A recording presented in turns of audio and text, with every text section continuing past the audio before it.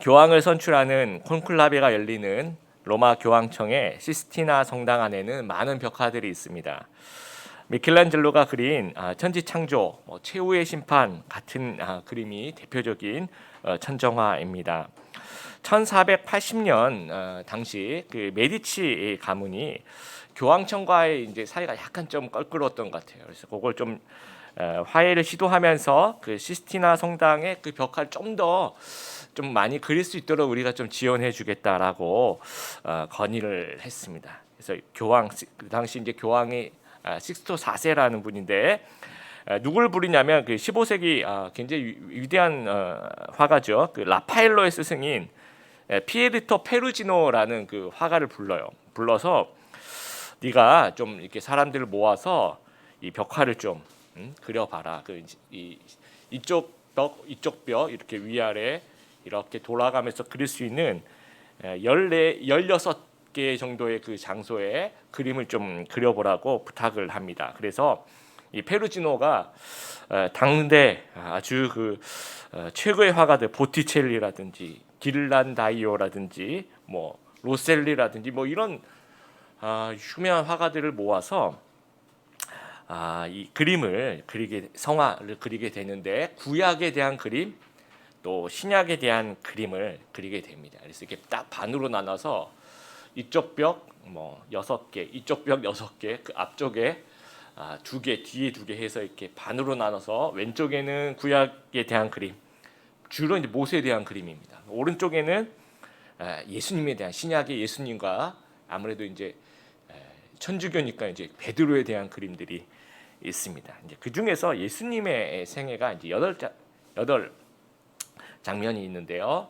다음 넘겨주세요.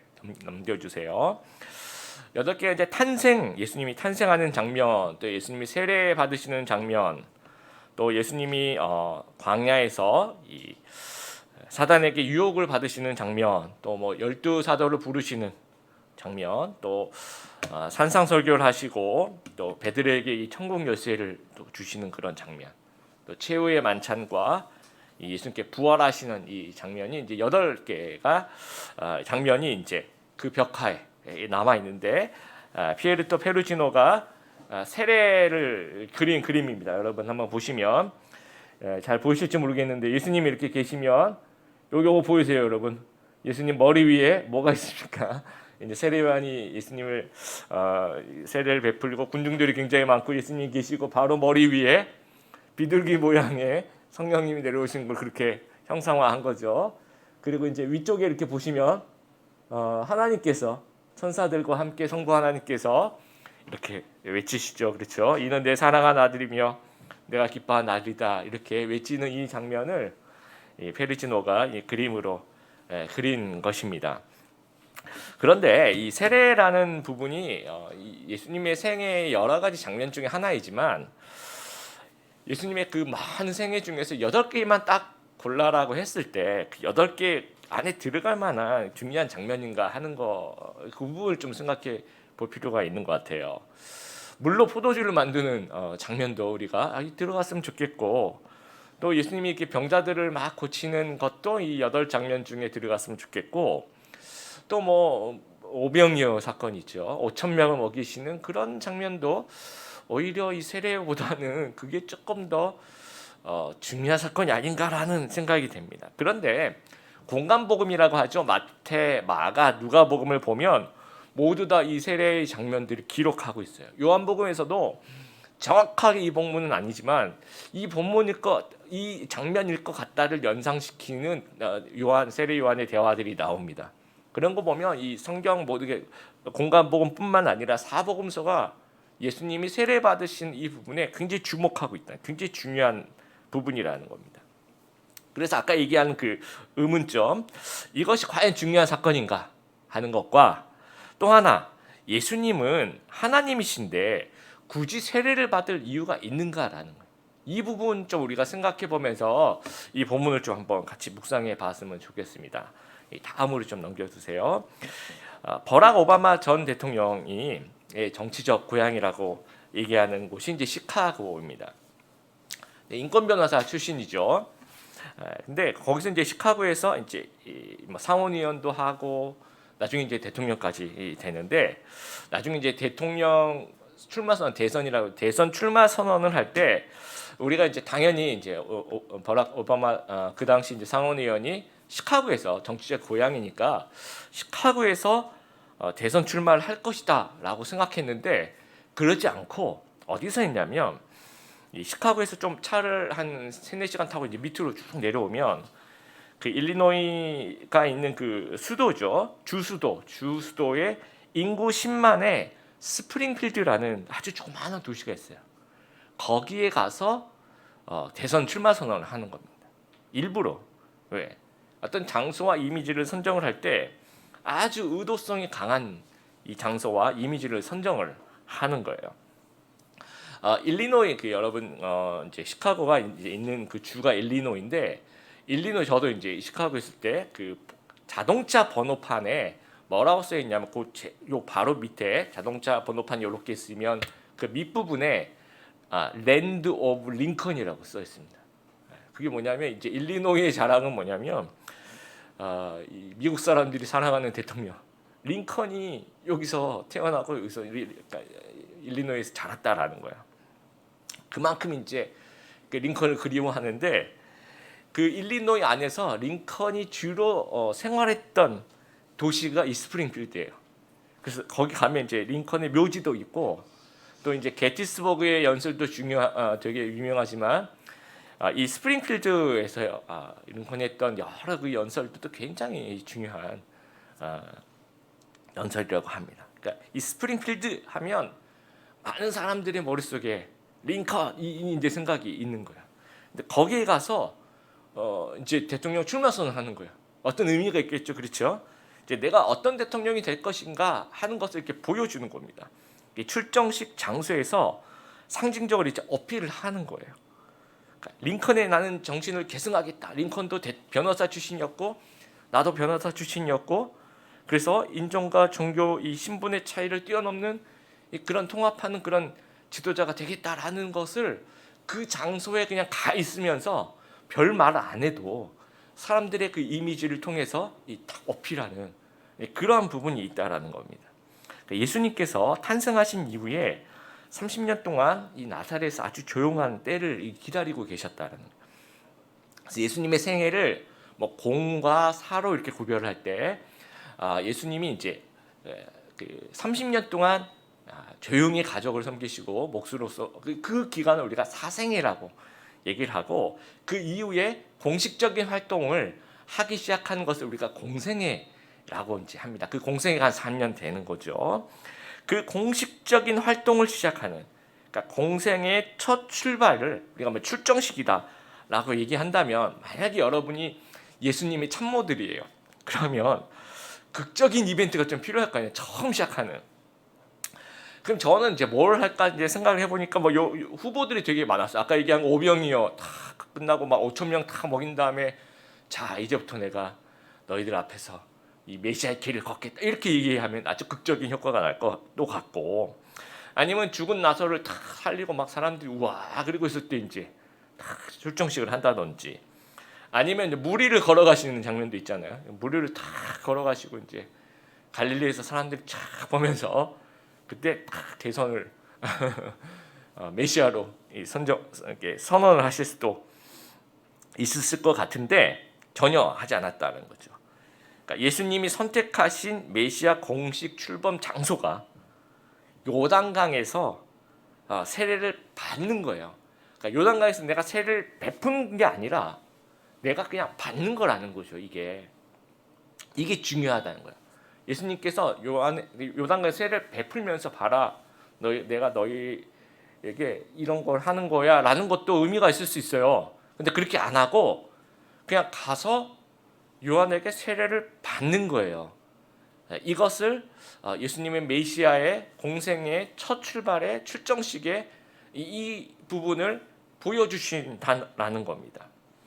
여러분, 예수님은 사람의 몸을 입고 오셨지만 100% 인간이지만 또 100% 동시에 참 하나님이시라는 겁니다. 그럼 죄가 없다라는 거예요. 그럼 세례를 받을 이유가 전혀 없는 분입니다. 그래서 14절에 보니까 예수님께서 이제 세례를 받으러 오니까 요한이 깜짝 놀라요. 그 말립니다. 제가 예수님께 세례를 받아야 되는데 도리어 예수님께서 제게 오십니까? 라고. 요한도 알고 있어요. 예수님이 세례 받을 이유가 전혀 없다는 사실을. 막 상상을 해봤어요, 여러분. 제가 이렇게 설교를 하고 있어요. 오늘도 이제 찬양팀하고 이렇게 오셨는데 갑자기 이 상상입니다. 이 오카노 목사님이 이렇게 딱 와서 이렇게 앉아 계시거나 아니면 그 영국에 제가 되게 존경하는 그 존 스토트 목사님이 복음주의자 존 스토트가 와가지고 딱 앉아서 설교 말씀 드리려고 온 거예요. 그럼 제가 얼마나 놀라겠어요, 그렇죠? 그러면 이제 예배 시작하기 전에 가가지고 똑같은 얘기를 할 것 같아요. 제가 이 존경하는 목사님의 설교를 드려야 되는데 제 설교를 듣기 위해서 어떻게 여기 오셨습니까? 라고 올라가서 설교 좀 해달라고 제가 부탁을 할 것 같아요. 그러면 그분들이 15절 지금은 그렇게 하자. 우리가 이와 같이 하자. 하면서 이렇게 괜찮다. 그냥 나는 그냥 한 명의 예배자로 왔다. 다 이렇게 얘기하고 예배를 드리시는 거예요. 그러면 역시 그 장면을 보고 있는 사람들이 야 역시 벼는 이것으로 고개를 숙이는 참 역시 대가들은 다르다. 정말 겸손한 자세. 어디서나 이런 어떤 한 명의 예배자로서 이렇게 섬기는 모습이 참 멋있구나라고 사람들이 칭찬하는 것. 이렇게 우리가 이 본문을 오해하고 있을 수도 있다라는 거예요. 그러니까 예수님이 와 겸손하시구나. 세례 요한인 자기는 예수님의 노예보다도 못한 사람이라고 했는데 그 세례 요한에게 가서 세례를 받으시는 것을 보니까 예수님이 정말 겸손하신 분이야. 그 겸손을 테마로 이 공식적인 출정식을 사용하신 것은 아니라는 겁니다. 물론 예수님은 겸손하신 분이에요. 제자들의 발을 씻기시는 정말 겸손하신 예수님 맞습니다. 그러나 여기서 어떤 주 목적이 겸손함을 보이기 위해서 세례를 받는 것은 아니라는 겁니다.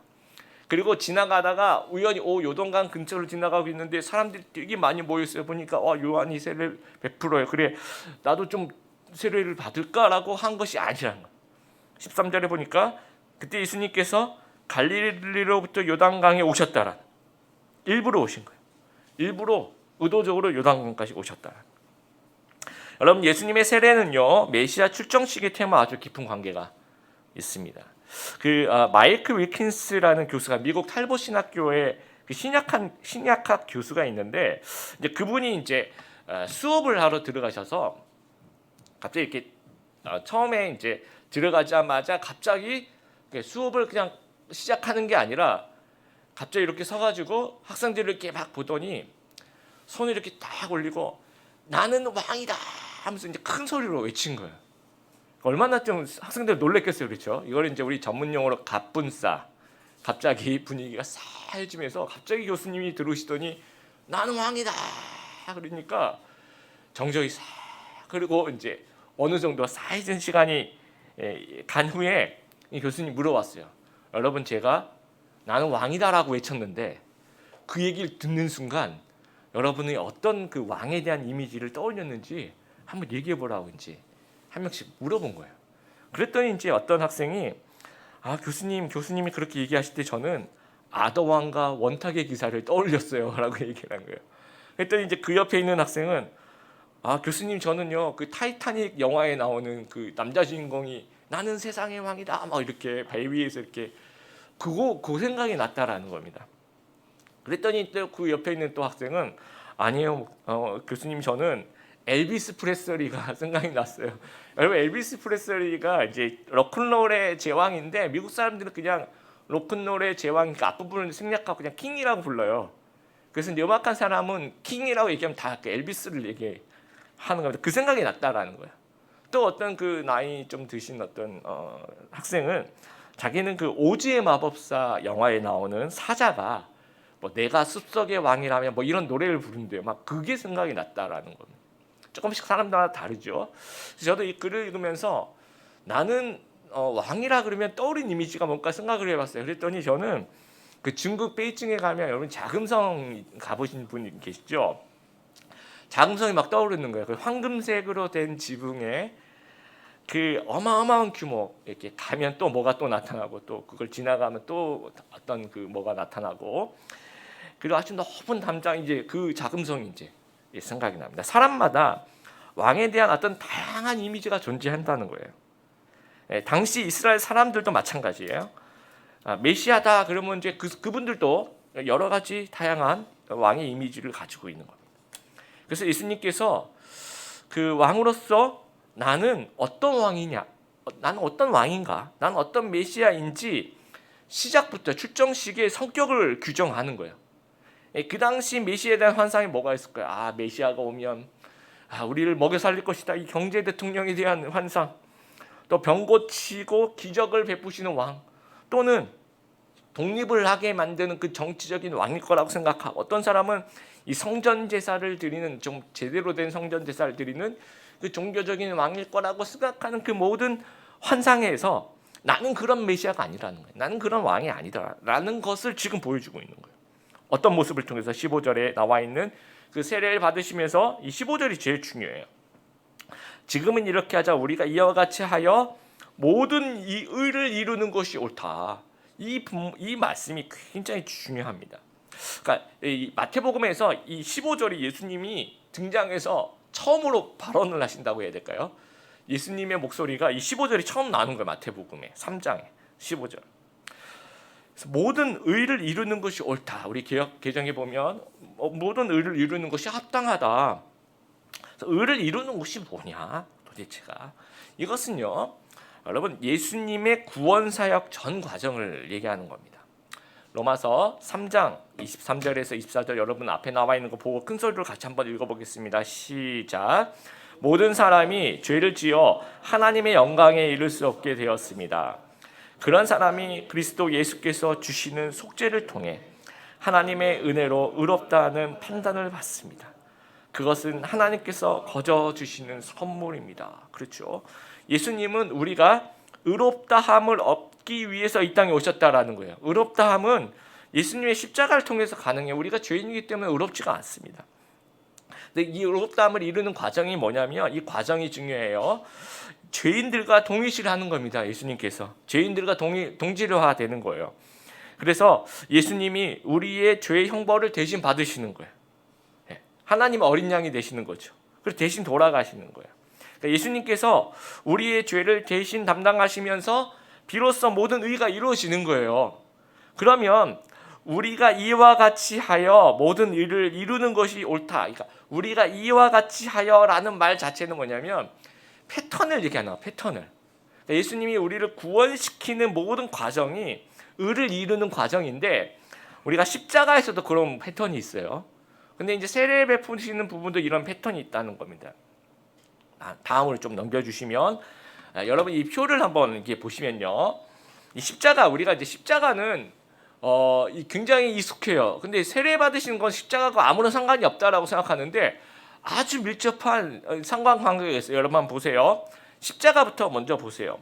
십자가에서 예수님께서 대신 담당하시는 부분이 있죠. 인류의 죄를 대신 담당하고 죄 형벌을 대신 담당해서 대신 죽으시죠.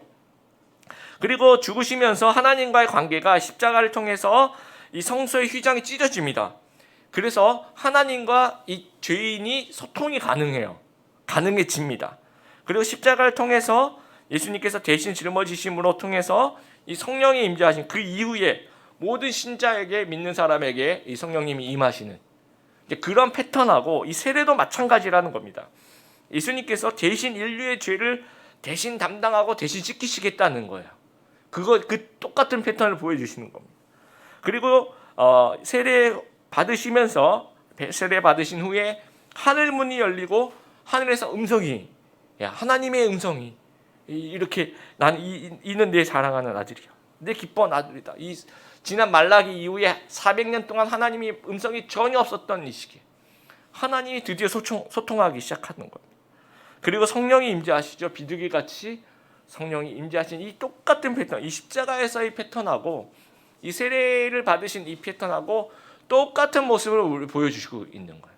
그러니까 내가 어떤 왕이냐면 내가 십자가에서 달려 돌아갈 죽을 그런 메시아라는 것을 이 세례를 통해서 이 세례 안에도 그 메시지가 담겨 있는 거예요. 예수님께 세례 받으신 것만 가지고도 아주 충분히 복음 메시지가 될 수 있다라는 겁니다. 그래서 유진 피터슨의 그 메시지 성경이라고 했어요. 유진 피터슨 목사님이 성경을 좀 해석한 것 같은 그런 번역해 놓은 성경책이 있습니다. 거기에 15절을 이분이 어떻게 해석했는지 한번 들어보세요. 15절 우리 성경은 지금은 이렇게 하자 우리가 이와 같이 모든 일을 이루는 것이 옳다라고 얘기했는데 유진 피터슨의 메시지 성경 15절은 이렇게 써 있습니다. 오랜 세월 동안 이어져 온 하나님의 바로잡는 역사가 바로 지금 이 세례 속에서 하나로 모아지고 있다라고 표현하고 있는 겁니다. 그러니까 예수님께서 다시 말하면 지금 세례식을 통해서 내가 앞으로 어떤 사역을 할지 여러분에게 알려줄게요 라고 얘기하는 거랑 마찬가지예요. 지금은 너희를 대신하여 죄를 씻기는 그런 의식을 지금 하는 것처럼 십자가 위에서 너희를 대신하여 죽음으로써 너희를 의롭게 할 것이다 라는 말을 하고 있는 거나 마찬가지예요. 그래서 요한복음 1장 29절 세례 요한이 보라 세상 죄를 지고 가는 하나님의 어린 양이다라고 얘기를 해요. 예수님을 바라보면서. 구약 제사에 그 사람이 뭔가 죄를 지으면 사람이 안 죽고 양이 대신 죽죠. 그렇죠? 제사를 통해서 양은 잘못이 없는 겁니다. 대신 그런 죽는 희생 제물이 되는 거예요. 그러니까 예수님도 세례식 때도 어린 양의 모습이 되는 겁니다. 십자가에서도 어린 양의 모습이 되는 겁니다. 그러니까 시작부터 끝까지 한결같이 우리를 구원하시기 위한 왕이다. 구원하시기 위한 메시아와 어린 양으로 살아가겠다는 그것을 이 축정식, 이 처음 공생에 시작하는 것에 이 세례식에 담아내는 거예요.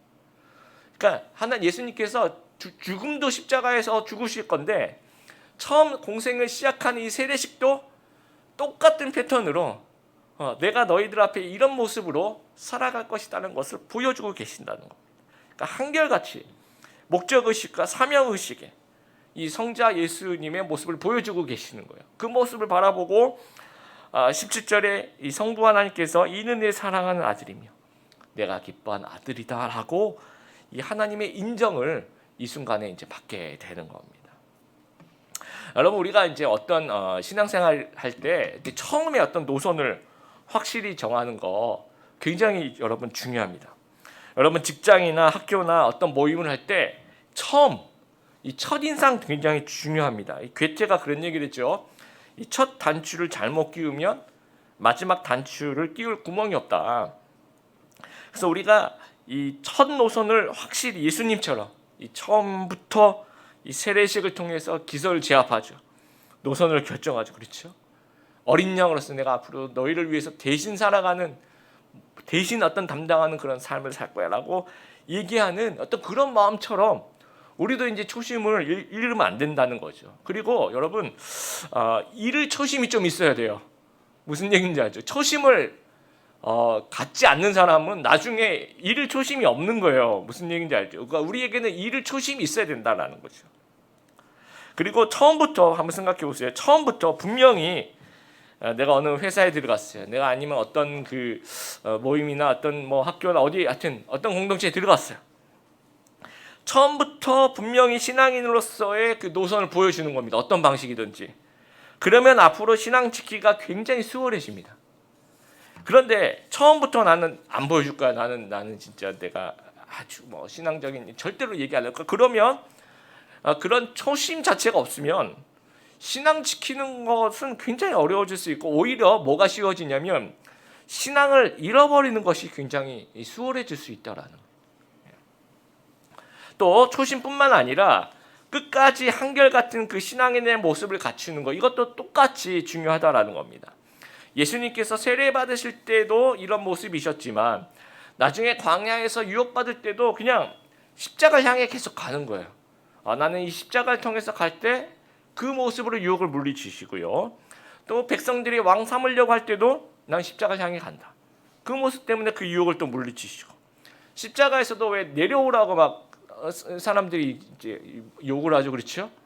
그럴 때도 아니 죽음을 향해 그냥 가시는 거예요. 한 방향으로 그냥 꾸준히 가는 게 중요하다라는 거예요. 지난 일주일 동안 우리나라에서 가장 큰 뉴스가 아마 그 양부모 학대로 숨진 그 16개월 그 정인이 사건이 아닌가 생각을 합니다. 평소에 제가 이제 이런 기사 좀 잘 못 봐요. 너무 이렇게 가슴이 아프고 막 그래가지고 제가 이 전쟁 영화 이런 거 되게 좋아하는데 뭐라 그럴까요? 이런 어떤 그 어린이 괴롭히고 뭐 이런 어떤 기사들은 이제 뭐랄까 안 본다는 게 아니라 못 본다고 해야 될까요? 하루 종일 기분이 안 좋고 막 보면 뭐 화가 나고 막 그래서 보통 이제 뉴스 그 기사들이 뜨면 그냥 기사 그 제목 정도만 이렇게 읽고 그 가슴이 아파서 좀 이게 손이 떨려서 못 들어가는데 그래서 이번에도 좀 못 들어갔어요. 기사를 하나하나 못 읽어보겠더라고요. 근데 이제 너무 좀 SNS에서 제가 이제 거의 저희 안 하는데 하루에 한 5분 정도 이렇게 들어갈 때가 있습니다. 그러면 이제 거기 거의 도배가 되다시피 해서 이제 얘기들이 이제 나오는데 이 사건 자체도 굉장히 끔찍하고 정말 있을 수도 없는 일인데 또 놀란 것이 두 가지가 있어요. 제가 이것도 놀랐지만 또 저를 놀라게 했던 부분이 첫 번째가 그 SNS에서 어떤 분들이 그 신상을 공개하시더라고요. 이분이 누구신지. 저는 거기서 한 번 더 놀란 게 이 양부모의 그 부모님들이 또 목회자시더라고요. 그 어느 교회인지 교회 이름까지 다 나오더라고요. 그리고 이 두 사람이 또 유명한 기독교 대학 미션스쿨 출신에 거기서 또 만나서 그 크리스찬이라는 거죠. 그렇죠. 그리고 또 한 번 더 놀랐던 게 그 주위 사람들이 어떻게 평가라고 해야 될까요? 평판이라고 해야 될까요? 그래서 이 정도 되면 그냥 주위 사람들이 막 이런 일이 있을 줄 알았어요. 이 사람들은 악마예요. 이런 사람 머리에 그냥 이마에 사이코패스라고 써 있어요. 뭐 이렇게 얘기할 줄 알았는데 뭐 방송도 출연을 하고 뭐 착한 이미지를 많이 쌓아놓고 특히 이 양부 같은 경우에는 사람들이 뭐 아주 인성이 좋은 사람이라고 회사에서 뭐 그런 평판이 있는 거예요. 이게 도대체 뭐냐는 거죠. 이게 도대체 어떤 이런 일이 있을 수 있는가 생각해 보면 여러분 우리 크리스찬들이 삶을 살아가면서 이 삶의 섹터들을 좀 나누는 것 같아요. 무슨 얘기인지 알겠죠? 내가 삶의 이 모든 부분이 통합되어 있는 것이 아니고 내가 이런 부분은 요 하여튼 독립적으로 뭔가 이런 삶에 이런 부분이 있는 거예요. 또 이쪽에 가면 또 삶의 또 독립적인 부분이 또 하나 더, 그러니까 삶의 섹터가 여러 개로 분리되어 있다라는 거죠. 그래서 어느 부분만 크리스찬인 거예요. 어떤 겉으로 보여주는 부분, 평판 이런 것만 크리스찬이고 정말 중요한 부분들은 아닌 부분들이 굉장히 많다라는 겁니다. 그래서 영어의 단어 중에 인테그리티라는 단어가 있습니다. 이게 굉장히 중요한 단어인데 우리나라 말로 이걸 뭐라고 번역해야 될지 몰라요. 어떤 사람은 온전함이다, 진실함이다, 청렴함이다, 뭐 인격이다, 이 통전성이다라고 뭐 그렇게도 번역을 하는데 이게 정확한 한국 번역이 없고요. 어떤 뉘앙스냐면 이 인격에 대한 얘기인데요. 모든 부분에서 일관되게 진실함과 선함을 보여주는 온전한 그 인격을 얘기하는 겁니다. 그러니까 그때 다르고 이런 건 인테그리티가 아닌 거죠. 어제 다르고 오늘 다르고 이거는 인테그리티가 아닌 거예요. 장소에 따라서 뭔가 사람이 달라지고 이것도 인테그리티가 아닌 겁니다. 그러니까 예수님처럼 나는 하나님의 어린 양으로 인류의 죄를 대신 지고 가는 삶을 살겠다 하면서 공생에 출발하는 그 세례에서 또 3년 내내 마지막 죽음과 부활까지 이렇게 그 어떤 목표를 향해서 꾸준히 달려가는 진실함과 선함 이런 것들이 인테그리티의 모범이라는 거예요.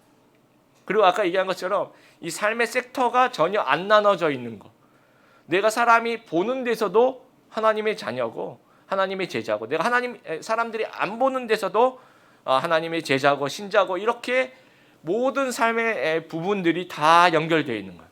이런 걸 우리가 인테그리티라고 이야기를 합니다.